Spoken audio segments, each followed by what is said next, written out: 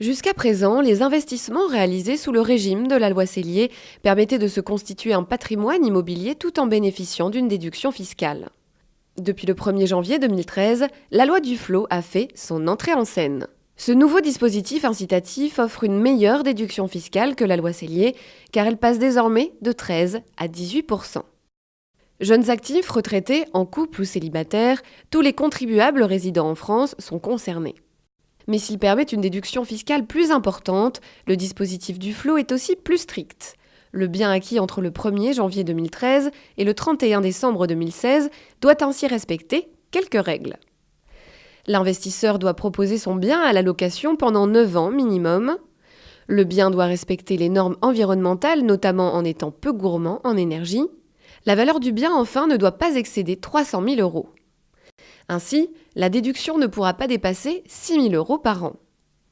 Loi Duflot, Bouvard ou fonds d'investissement de proximité, même si vous souhaitez cumuler les déductions, vous ne pouvez pas dépasser les 10 000 € par an de déduction fiscale, coup de rabot sur les niches fiscales oblige.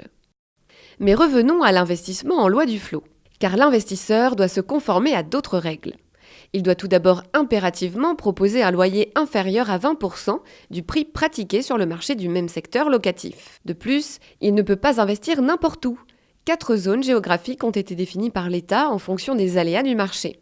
Par exemple, pour un appartement à Paris de 60 mètres carrés, le prix du loyer est limité à 16,85 € par mètre carré.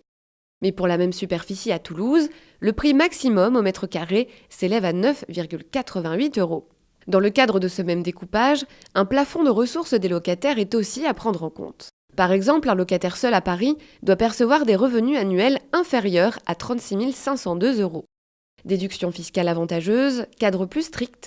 Pour réussir au mieux son investissement en loi Duflot, il est donc essentiel de définir attentivement l'emplacement du bien, sa nature, mais aussi les règles qui concernent le plafonnement des loyers.